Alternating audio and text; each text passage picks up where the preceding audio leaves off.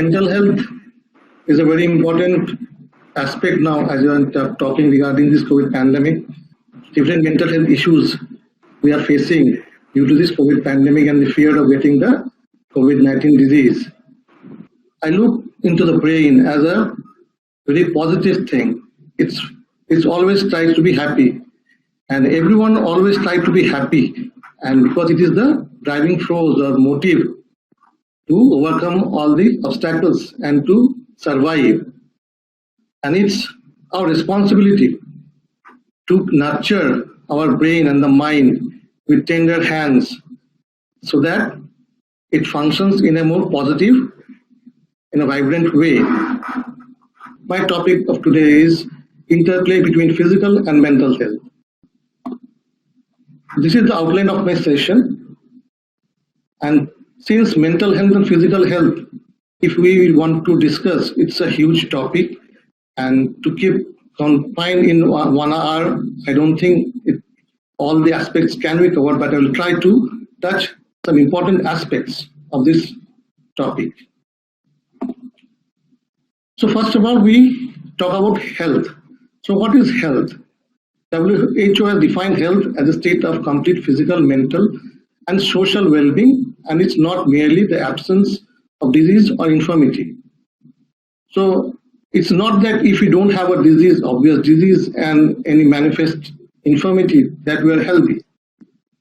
So a physical health, it means the ability of one to carry out the daily tasks without becoming tired. And we say that a person is called to have a very good physical health when he has this energy, has all the body organs functioning normally, has bright eyes, good texture skin, shining hair, has a sound sleep, good appetite, and has a clean breath. And there are other parameters also. But if we try to fit in ourselves in these aspects, we might find that probably we are not a physical healthy person. Next comes the mental or the intellectual health. As I said, it is not mere the absence of the illness. It refers to the cognitive ability and the skills we develop to improve the quality of life, and our ability to reason, analyze, evaluate, and make rational decisions. So a person is mentally healthy if he or she is relaxed and free from any worries. So healthy body with a healthy mind gives rise to a happy human being. So a mentally healthy person is one who satisfies all the following characters. Is free from internal conflicts, has control on emotions, sensitive to the need of others, and so on and so forth. So if we consider ourselves also in these parameters, if we want to judge ourselves, we may find that we are not healthy mentally also. So to be in a perfect state of health, physical and mental, is a very difficult thing, and the true sense is maybe difficult to attain. Along with mental health comes the emotional health. It's our ability to accept and cope with our own and others' feelings. And a person is said to be emotionally healthy when he does not lose temper, or does not develop tension and have self-control. So health is multidimensional. It is not only that physical, mental, and emotional health. We look health in a holistic way. It comprises a different multidimensional characters, and each contributes in its own way. So healing is concerned with the individual balancing of this energy. So we have to balance between all the different determinants of health and all the dimensions of health so that we can be mentally and physically healthy.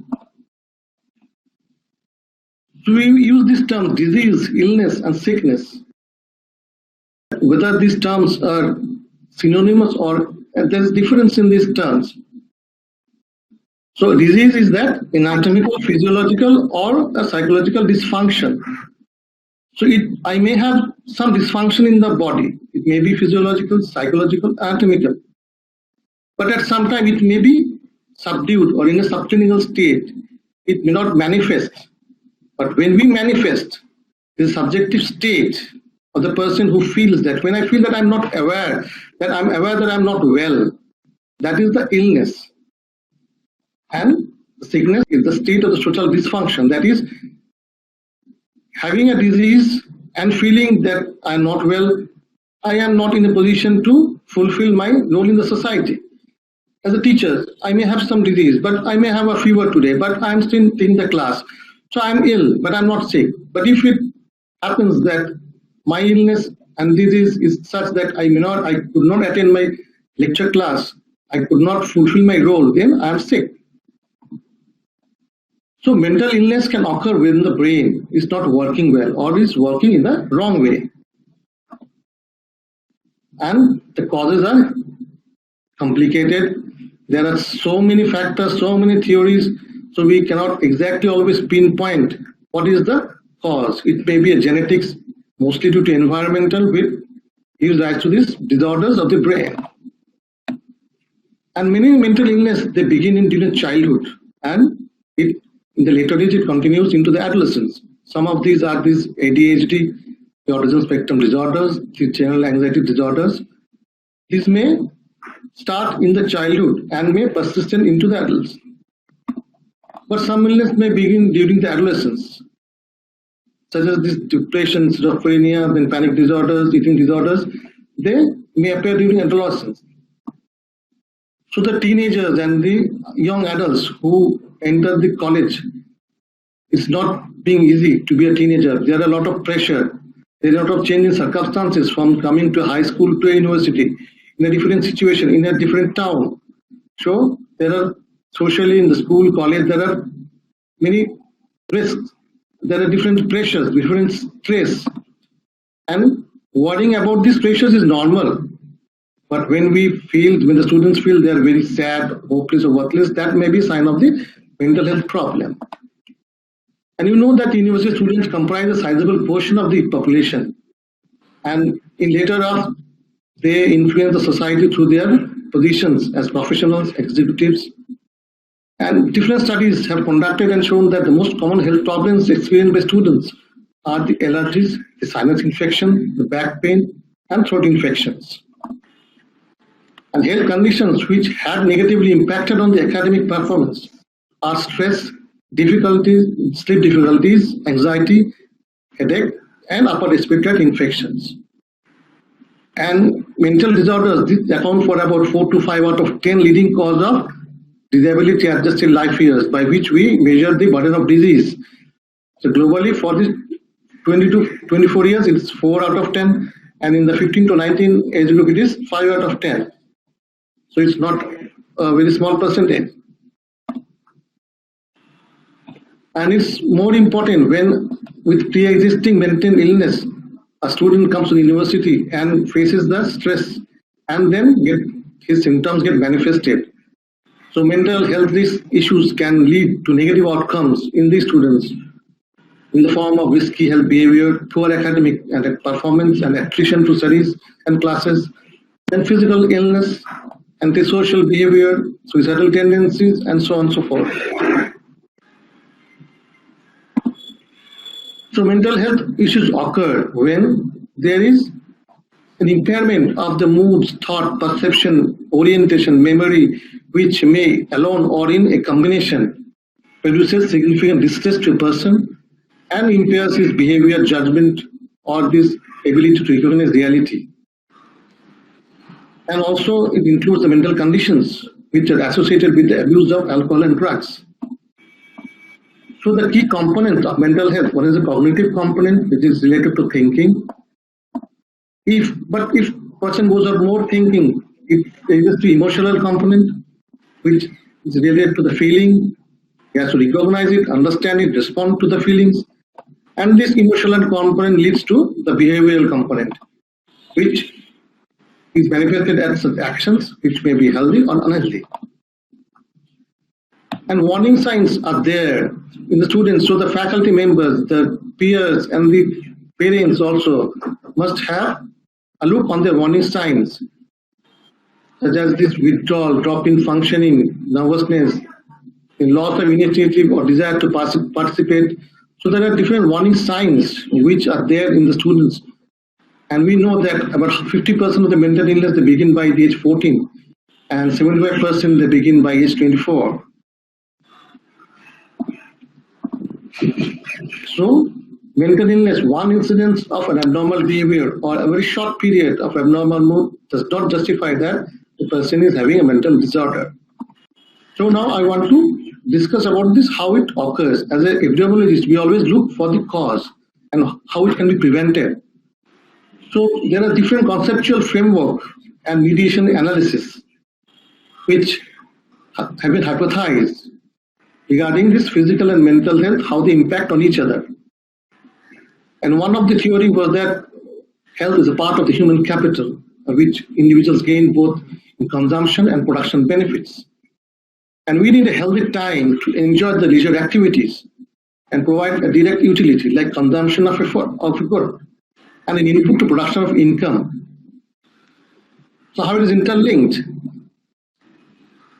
These are direct and indirect effects between physical and mental health. One is the explanatory variable, physical health and mental health. It has a direct effect. It's at time zero when it's my condition at this state, and this time t when the outcome had occurred, when there is a change in my physical or the mental health.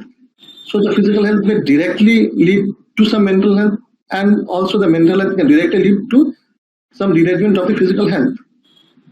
But in between these two times, there are different mediator variables which can play different roles in causation of this indirect way of affection. The social capital, lifestyle choice, socioeconomic status, and the biological factors.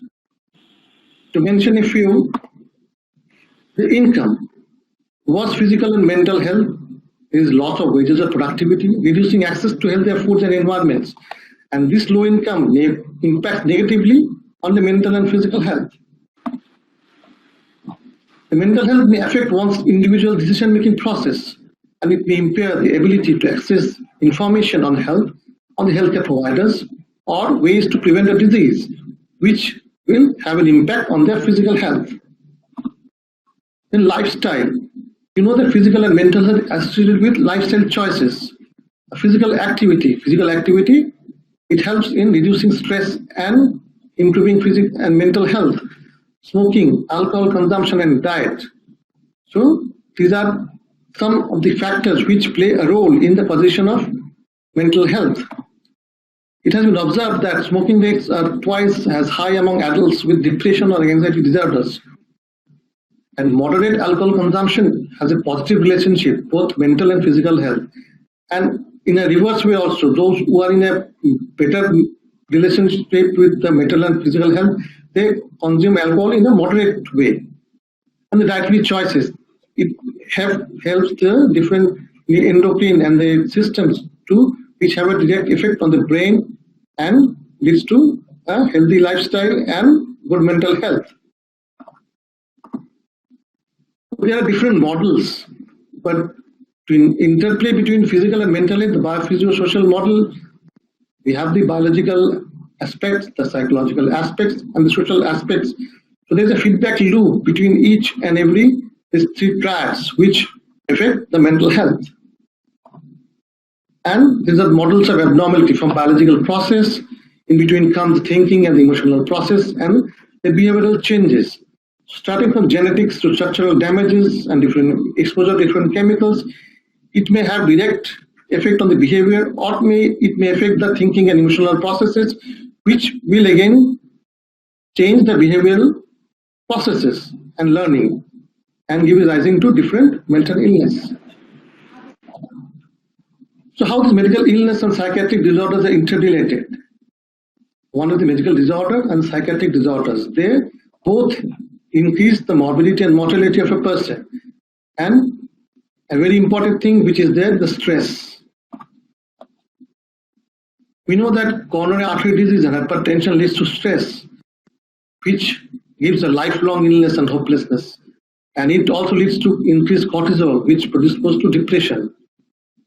And the depressive patients are often non-compliant, less active, which further worsens their disease status. And in congestive heart failure patients with depression, they have 36% mortality as compared to the non-depressed patients, where the mortality is 16%. Next, we have this immune system. You know that manifestation of disease, why you get disease, immune system a very important role, both in the production of this immune-mediated disorders and also many infective changes. The immunity system, the immune system of the body helps to protect our body from the threats, from the foreign bodies, from other infections. And is there any relationship between the psychiatric syndromes or the symptoms and immune function? There are different studies which have shown that emotions and perceptions have effect on the autonomic nervous system, psychoneuroimmunological effects, which has been coined by the Robert Adler and Nicholas Cohen. So there is a multidirectional immune neuroendocrine interactions, that is behaviorally induced in alterations of immune function, and on the other hand, immune alterations inducing behavioral changes. So it's a multidirectional way which affects the health. So when there is stressful events, they trigger the cognitive and affective response, induce sympathetic nervous system and the endocrine changes, which they modulate the immune function, and potential health consequences are developed. Next, we want to discuss about this neuroendocrine and mental health. See, the hormones and neurotransmitters affect our mental health. So when there is a balance is disrupted, it has a significant impact on other systems, and the mental state is susceptible to change. The important hormones which modulates the mental health are the insulin, the sex hormones, stress hormones, thyroid hormones, and other neurotransmitters. Insulin in diabetes, the lack of insulin when there's hyperglycemia, it may lead to different mental illnesses, starting from poor concentration to attention disorders to insomnia. And hypoglycemia, the excess of insulin due to drug use, it may cause a different type of disorders such as tiredness and lethargy, anxiety, poor concentration, depression. Sex hormones, you know the sex hormones importance, the estrogen, progesterone, and the testosterone. So a dysregulated estrogen level, it gives rise to different mental illnesses like loss of pleasure, poor memory, unpredictable moods. And a dysregulated progesterone level, it gives rise to certain issues like irritability, depression, stress, sleep issues. The dysregulated testosterone level, both in the males and the females, the female also have testosterone in their body, and this testosterone dysregulation leads to anxiety, indecisiveness, insomnia, Alzheimer's disease. And you know that mood changes in women during these changes in the sex hormone levels during different cycles, during the menstruation, the childbirth, postpartum period, and this perimenopausal period. The changes in the level of these sex hormones, they give rise to different manifestation of mental illness. Now the stress hormones, which hormones when we have face stress, cortisol and adrenaline. With high level of stress, the feeling of depression, anxiety. But is stress, not having stress is very good? Yes, we think that if there is no stress, it is very good, but low level of stress and cortisol are detrimental, because cortisols are the hormones which helps us to fight.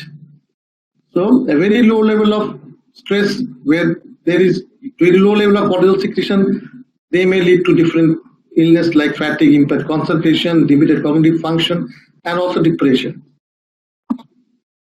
And we know that thyroid hormones, it regulates the cell activity, and due to dysregulation of thyroid, maybe hyperthyroidism or hypothyroidism, it may cause different symptoms of exhaustion, insomnia, poor memory, and this can be caused by stress, aging, or it may occur during childbirth or postpartum.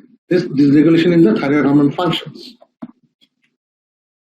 Next, very important is the neurotransmitters.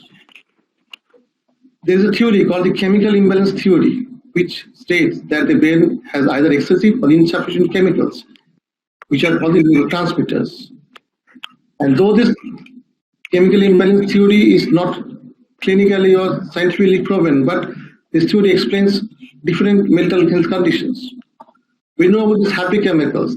There is dopamine, serotonin, oxytocin, and endorphins. When our brain releases these chemicals, we feel good. And we think that how nice it would be if at all times these hormones, these neurotransmitters are there, but they don't work like that. So these are very short term release of neurotransmitters as a stimulus to certain conditions. And it does its own function and it's turned off. So the dopamine is linked to the reward, motivation, memory, and attention of the body, and it increases a positive feeling with reward or reinforcement that motivates us to continue with the task. And the dopamine level turns on when we have a satisfying feeling. Suppose alcoholic sees a bar, a drug user finds a new supply, or when we achieve a long-shot goal. At that time, these situations, they increase the level of the dopamine and gives a positive feeling. Serotonin is called a feel-good chemicals. It's appetite, emotions, motor, cognitive, and other autonomic functions. So it plays a vital role in regulating the mood balance. And as a precursor of melatonin, it keeps regulate the body's sleep-wake cycle and the internal clock. And low serotonin levels have been linked to depression. Oxytocin, which is also called the love hormone, and it plays a role in the recognition, sexual arousal, trust, and anxiety. And it triggers a bond between the mother and the infant. You know that during the childbirth, the oxytocin secretion is there, and that gives the emotional bonding with the mother and the infant. And low levels have been linked to different diseases like the ASD and the depressive symptoms. Endorphins. We use the word endorphins most often, that exercise induces endorphins. So we need endorphins in our body. The word comes from the endogenous, meaning from within the body, and morphine, which is an opiate pain reliever. So these are endogenously generated and they help in reducing the pain. So they act on the opiate receptors and reduce the pain and boost pleasure, resulting in feeling of well-being. But creating pain to enjoy the endorphin is a bad survival strategy. We should not do that. It reduces the stress and anxiety, and it boosts the self-esteem and generates positive feelings and makes one feel confident about himself. It also helps in the reduction of weight, and also as it is a pain reliever, during childbirth there is release of endorphins and reducing the pain during childbirth. Deficiency of endorphin may lead to different disorders like this: depression, addiction tendencies, impulsive behavior. And then naturally boosting endorphins, we can naturally boost by eating dark chocolate, exercise, sexual activities, performing arts. So these all can naturally boost our release of endorphins. Now I'll discuss something about the stress and its coping mechanism. We all are in a stress. There is stress everywhere, in the family, among the friends. When you go to our place of occupation, everywhere we have stress. So this is a mental or emotional response to a certain stimulus, which we call a stressor. And this stress helps in adapting to take the challenge of these situations. And this stress can either be negative or positive depending on the stressor. And what are the benefits of stress? That is improved creativity. It helps in learning, efficiency, and work. If we look in a positive way, and high level of self-esteem makes us able to withstand higher stress levels in the future. So emotional and behavioral manifestations such as anxiety, fear, tension, anger, these are due to the alteration in immune functions which is brought about by stress. And these changes are beneficial if they are of limited duration. If the stress is for a short period, it will benefit.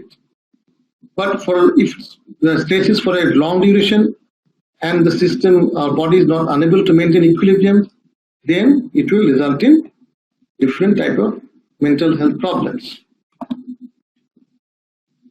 Acute stress. What is acute stress? It's a very short period, such as when you enjoy a roller coaster ride. When it starts, we are stressed, we feel very afraid, fearful. But after some time, it brings excitement, it brings enjoyment. So the acute stress, it may not be detrimental. It occurs for a very short time. And symptoms might occur when the stress has really accumulated. If it's accumulated over a certain period of time, acute stress, then it may lead to emotional distress and physical problems. Episodic stress is the acute stress, but in frequent intervals. It is mostly seen in people who make self-inflicted unrealistic demands and bring too much stress in the attempt to accomplish the goals. So it is more observed in persons with type A personality, and the effects, the longer periods of intermittent depression, anxiety disorders, then persistent physical symptoms are also found. Coronary heart disease and other heart problems are developed when there is episodic stress. And chronic stress is the most detrimental, and it is brought about by the long-term exposure to stress, such as unhappy marriage, traumatic experiences, an unwanted career or job. So these are present, the stress is continuously present over a period of time, and it can be life-threatening, and the person may even resort to violence, suicidal tendencies, and self-harm. So how do you cope with that? Our body responds to stress, and there is a theory, the general adaptation syndrome, which we call. It has the three phases or elements. The first is the alarm stage. That is, when a person gets exposed to a stress, this is the initial reaction of the body, and body labels the stressor as a threat or danger to the balance, and the body activates a fight or flight mechanism to respond to the stress, and these stress hormones are released, and this enables a person to perform activities that we do not usually do. For example, if one's house is fire, this cortisol takes into a fight and flight mechanism, and the stress hormones are released, and the person will be able to lift very heavy appliances to bring out from his burning house to outside, which he could have not done in a normal situation. But soon the problem starts. The blood pressure, immediately when we have this alarming state, there is a rise in blood pressure. And if a person has any predisposing factors, it may have the coronary vascular accidents, it may put the risk of stroke or heart attack, and the muscles may be painful due to the tissue damage.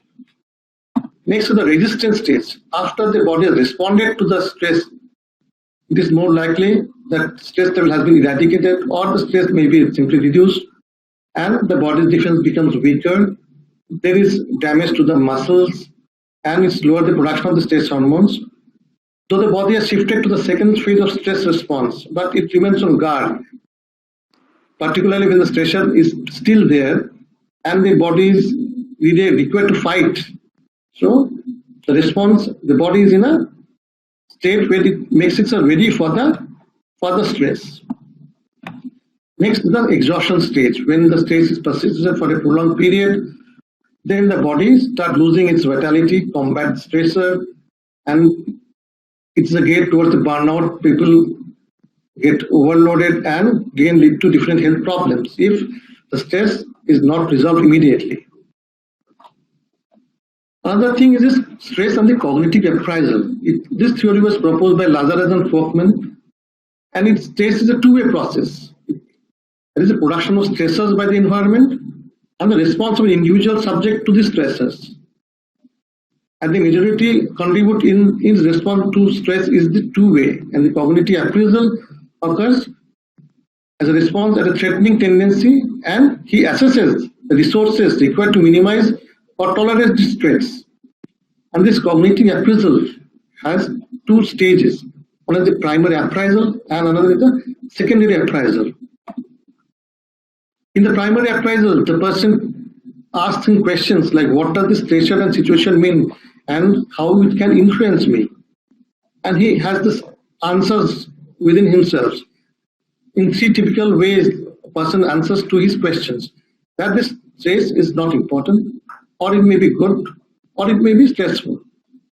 Suppose there is a non-stop heavy rain suddenly pours at your place, which is occurring. So if it's a holiday, I have no work, so this stress is not important to me. So my answer to this question is that stress is not important, so that will not have an effect on me. In a working day, a student, he feels there's a heavy rain, he feels good, okay, I don't have to go to the school today, it's a rainy day. So he feels good about it. But for a person who is going for a walk, he had to go for his work, for his earning his livelihood. There's a heavy rain, so he's in a stress how to go to that workplace.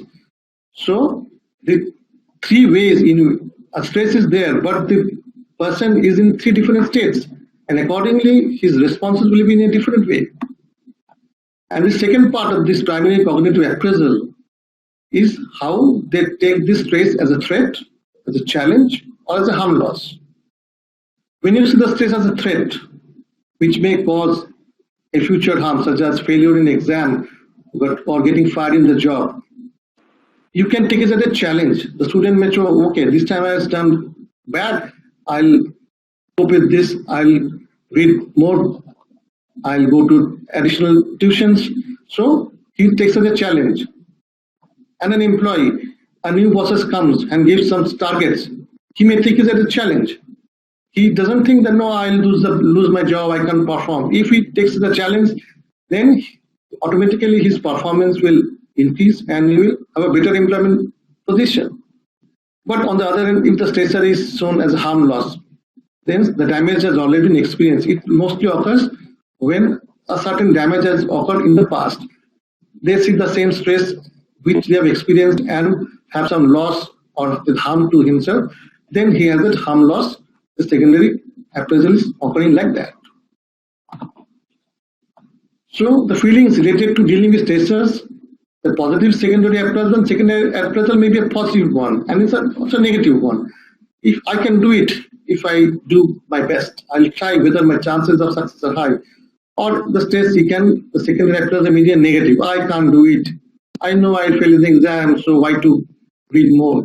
So the secondary appraisal may be on the positive and the negative aspect. But stress doesn't always happen with this cognitive appraisal. It doesn't mean that whenever you stress, the person will go through this appraisal stages. For example, which was telling that fire has gone in the house. So this appraisal stage will not be there. It will be an immediate response to the state. There is no scope of thinking. The person will act immediately to either get himself out of the building which is on fire or to take his belongings. So in this type of stress, there is no appraisal, secondary or primary appraisal take place. So the stress, the primary cognitive appraisal, whether it accept the stress as stress or no stress, then the secondary cognitive appraisal occurs, which may be a challenge, threat, or harm loss. And then the response to the stress, how to cope with that. It may be a problem-focused strategy, it may be an active emotional coping, or avoidant emotional coping, that is positive or negative. The problem-focused coping style is one attempts to manage or alter the problem that is causing. It typically involve identifying the problem and find the possible solutions. And they weigh the costs and benefits of the solution and they select the alternative. So a problem-focused approach we take when we actively try to do things to address the problem. The emotion-focused coping style is that it considers efforts to change or reduce the negative emotions associated with the stress. That is, avoiding, minimizing, or distance oneself from the problem. And it may be a positive comparison that I am not as bad as the other person. I'm seeking something positive in a negative event. Now that I have been fired, I can sleep in for a few days. So how you take the cope? So it may be a positive emotional aspect or the negative aspect. And there are different coping mechanisms. I think you are, as a psychologist, are better acquainted with these. These are the reactive coping, the proactive coping, and the maladaptive coping. The reactive coping is mostly as a response to the stressor, and the proactive coping is aimed at preventing possible encounter in the future, and the maladaptive coping is the non-coping.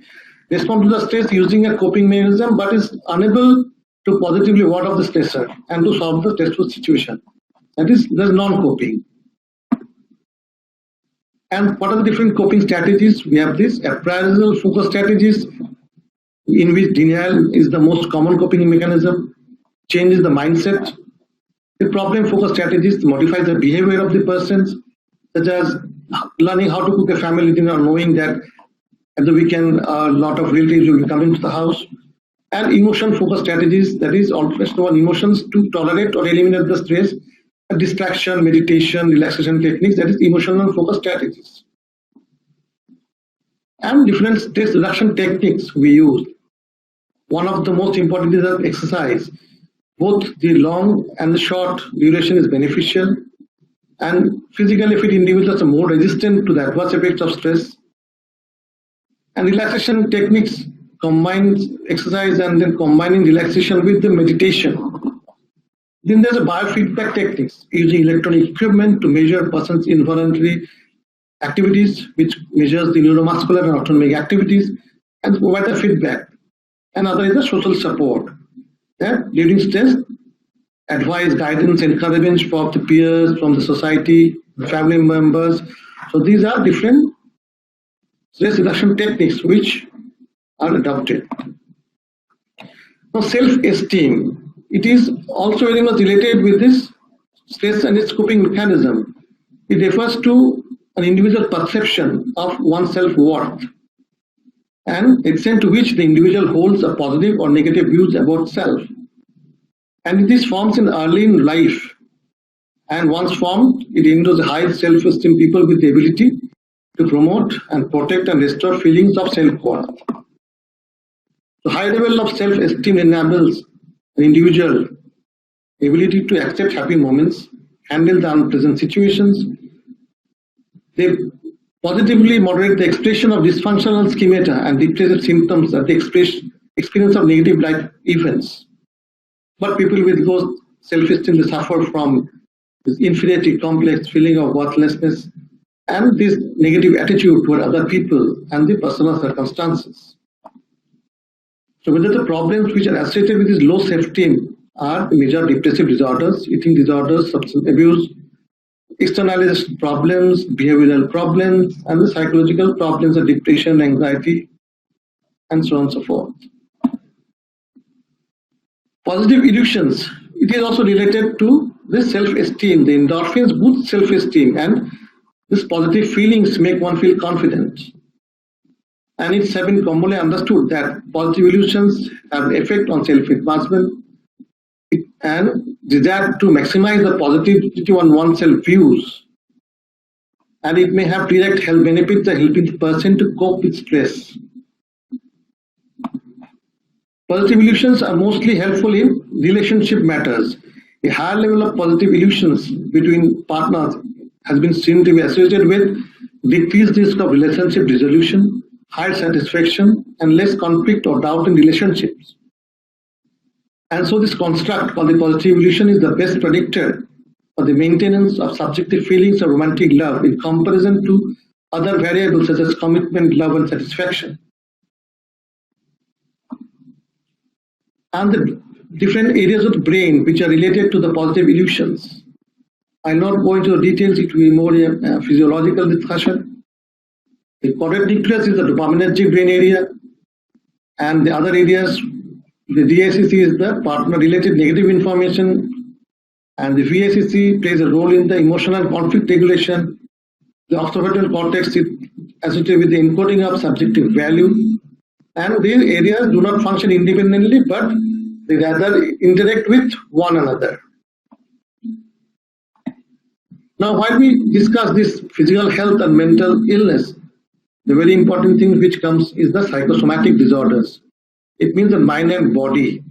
That is with psychological stress leading to some point of distress and the physical illness.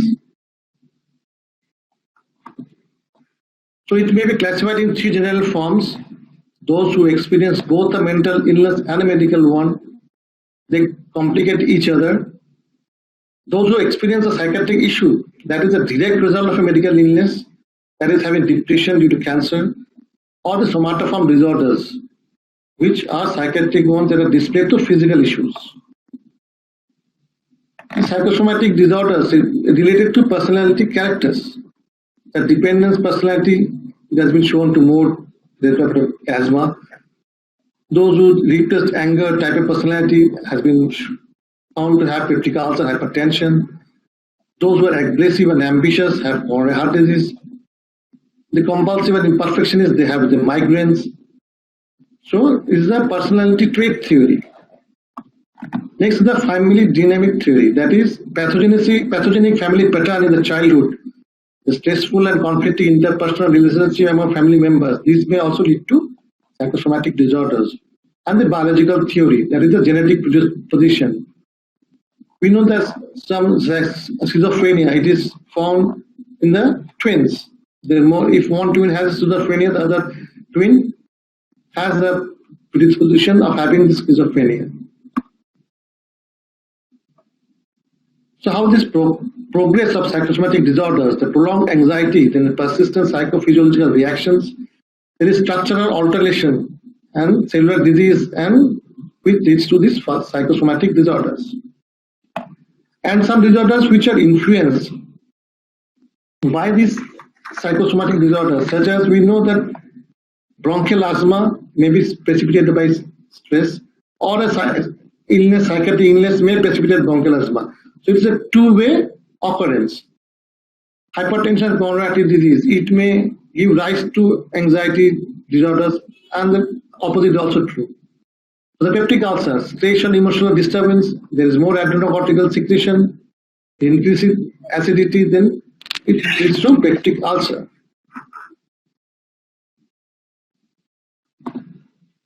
Irritable bowel syndrome. Stress and anxiety make the mind more aware of spasm in the colon and may be triggered by the immune system, which is affected by stress. Ulcerative colitis is found in compulsive personality and narcissistic personality traits. Here the stress gives rise to a grief, anxiety, frustration, triggers the hypothalamic pituitary axis and the hypothalamic pituitary adrenal and the thyroid axis, and lowers the immunity and resulting in the development of ulcerative colitis. In migraine and tension type headache, usually associated with nausea, vomiting, sensitivity to light, and though the exact cause is not known. Now the somatic symptom disorders, formerly which was known as somatization disorders or somatoform disorders, is now called somatic symptom disorder. And the symptoms may not be or may be traceable to a physical cause, but they can cause excessive and disproportionate levels of distress. It's not that people with somatic symptom disorders are faking the symptoms. They feel in their experience in real, but it may not be a true cause. One is the illness anxiety disorders, that is which we commonly call hypochondriasis. That people fear that minor symptoms may be due to a serious disease. A minor headache, they think that I have a brain tumor. A normal bodily sensation, they feel that something of serious illness. And reassurance by doctor usually does not help, as the people with hypochondriasis fear that the doctors has just not found the disease. They have not been examined seriously and the disease is there, but the doctor failed to identify the disease. Another is the conversion disorders. It is a symptom which suggests a serious disease of the brain or the nervous system. That is weakness or paralysis, abnormal weakness. The person, and it is more, it stands in the adolescent period, 18 to 30 years, and more in the females. Suddenly falling down while walking, having seizures, which is called non-epileptic seizures. Says I cannot see, though the test may reveal that his vision is normal.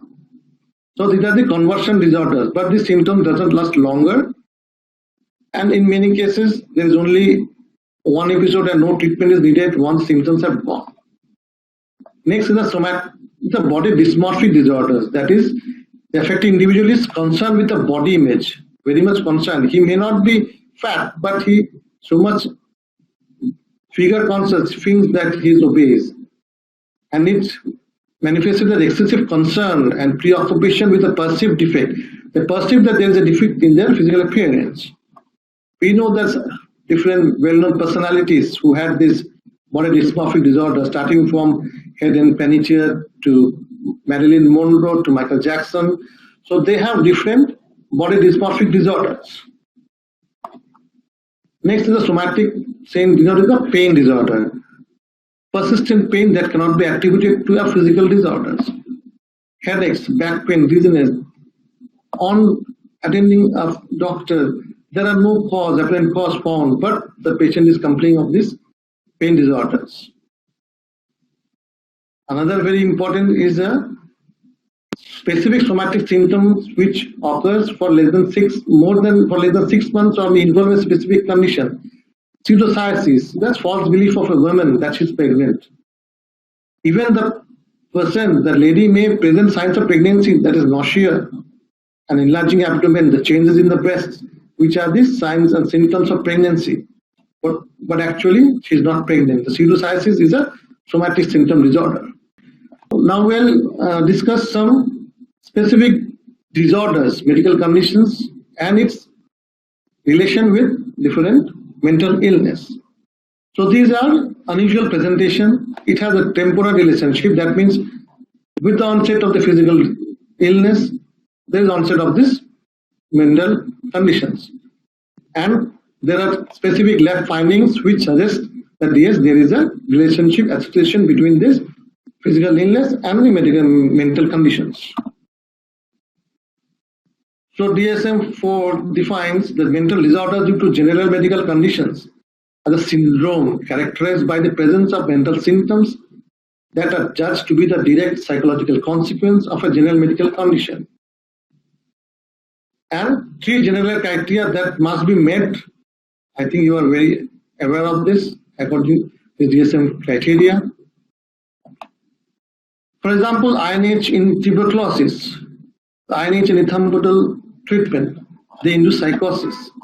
It's seen within the start of the medications and it's associated with disorganization, incoherence, visual hallucinations, and it improves on withdrawing the medications. And many antimicrobial agents such as clarithromycin, ciprofloxacin, they also give rise to certain mental illnesses. And when the treatment course is over, it gradually revolves.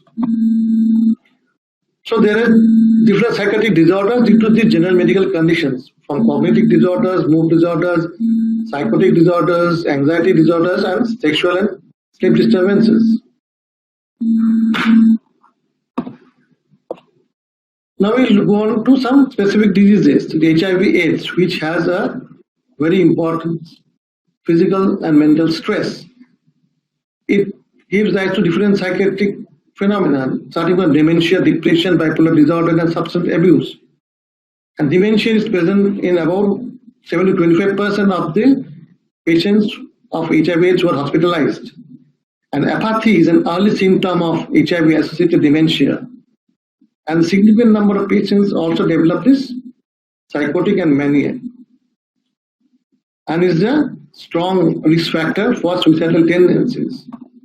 Depression, it is prevalent in 15 to 40% among AIDS patients, and it's more associated with suicide. Bipolar disorders, these are more prevalent as compared to the general population among the HIV/AIDS patients. And there is high-risk behavior, cognitive decline, and there is irritability, and it may increase with time. So stress management, counseling, psychotherapy, and adherence to counseling are the modes by which we can deal with these psychiatric problems with HIV and AIDS. So cancer, it is also a disease which has effects on the mental health and depression. Almost 25% of cancer patients suffer from depression. And the aggravating factors are the advanced disease and the poor physical conditions. The symptoms which we are developed, low mood, hopelessness, suicidal thoughts. And there are different etiology, how it occurs. It may be related to cancer diagnosis. It may be due to the nutritional deficiency due to the cancer, due to the medications, certain anti-cancer drugs, metastasize in the brain, and it's the recurrence of the affective disorders. So anxiety, mania, delirium, psychosis, and this radiation phobia. The cancer patients who undergo the radiation, they have anxiety disorders, the needle phobia of injections, claustrophobia of this CT scans and MRI, so this claustrophobia. And sudden severe anxiety is mostly due to pulmonary embolism. For mania, it's related to the use of steroids and interference in the treatment. Delirium is also seen as an effect of the different drugs which are used in the treatment of cancer, and the post-traumatic stress disorders is common in women with breast cancer. And by psychotherapy and the different type of psychotherapy used, this help in reducing the psychological illnesses in the cancer patients. Next, in different endocrine disorders, diabetes, depression, bipolar disorders, then cognitive function deterioration, eating disorder, sexual dysfunction. So depression is more prevalent among diabetes, and depression should always be suspected in patients who are having difficulty adapting to diabetes. That is, the doctor is prescribing, but the patient is frequently going to psychologists for depression. The first thing you should keep in mind whether they are compliant with the treatment. Bipolar diseases are also seen in 25%, 10 to 25% of the patients with diabetes. Cognitive dysfunction due to recurrent hypoglycemia or hyperglycemia. Eating disorders are more common, and in women with type 1 diabetes means insulin manipulation as a means of calorie purge. That means they have a right restriction. What they do, they want to eat more, so they take more insulin and eat more. Think that this effect of the hypoglycemic effect of this extra calories they are taking will be taken care by the insulin. And the sexual disorders, the erectile dysfunction and loss of sexual interest, these have been associated with diabetes. The hyperthyroidism, depression, cognitive dysfunction, then psychosis, congenital hyperthyroidism syndrome. These are chances of developing of rapid or bipolar disorders. Then there is memory impairment. Then there is different psychosis, the myxedema madness, and this Hashimoto's encephalopathy, which leads to delirium, psychosis, seizures, and the congenital hypothyroidism syndrome, which starts associated with the mental retardation, short stature, and the treatment of thyroid hormone before the age of 3 can result in normal intelligence. Hyperthyroidism, the most in Graves' disease, which we call, the most common psychiatric symptoms are irritability, slow thinking, depression, and treatment of these conditions are indicated. However, correction of thyroid dysfunction is the primary way of treating these mental illnesses. So there are some other disorders. There's a hyperparathyroidism, which is with depression. When hyper, it will represent as anxiety, urination, depression, lack of spontaneity, hallucinations, delusions. So different diseases are predisposing to different types of endocrine disorders. Next, metabolic disorders. Hyponatremia may lead to confusion. Hypernatremia, that is more sodium, it may lead to delirium, seizures. Decrease in calcium level may be linked with eating disorders. And the hypophosphatemia, decrease in phosphate level, leads to anxiety, irritability, weakness, and different vitamin deficiencies are associated with different mental illnesses. The catatonia, psychosis with vitamin B12 deficiency. With pyridoxine deficiency, we have migraine, seizures, chronic pain. The depression and cognitive function dysfunction occurs in folate deficiency, and we know that one is psychosis in thiamine deficiency. And the classical triad of dementia, diarrhea, and dermatitis in pellagra, which occurs in niacin deficiency. And in the psychiatric cardiovascular disease is very well known. We know that coronary artery disease, and all. They have anxiety disorders, depressions. Then some are drug-related psychiatric illnesses in cardiovascular diseases, and the cardiac neurosis, which is a generalized anxiety disorder, social phobia, and panic disorders. And with respiratory disorders, there is anxiety, depression, delirium. So every chronic disease, they are absolutely different mental illness. So the takeaway of today's discussion is that both psychiatric and medical disorders, they either predispose or worsen each other. The concomitant presence of both the disorders lead to increased morbidity. And the psychiatric disorders in medical illness pose a unique challenge to the physicians for considering the diagnosis and management. So a close watch on the symptomatology of the patients is very essential. And so it's very important that physicians, psychiatrists, psychologists have a good understanding of both the psychiatric and physical illness which are related to each other and developed in various ways. So with these nice quotes of Bertrand Russell, that we always want to be happy, and happiness resides in not in possession. The feeling happiness deals within us. So thank you very much for your patient hearing.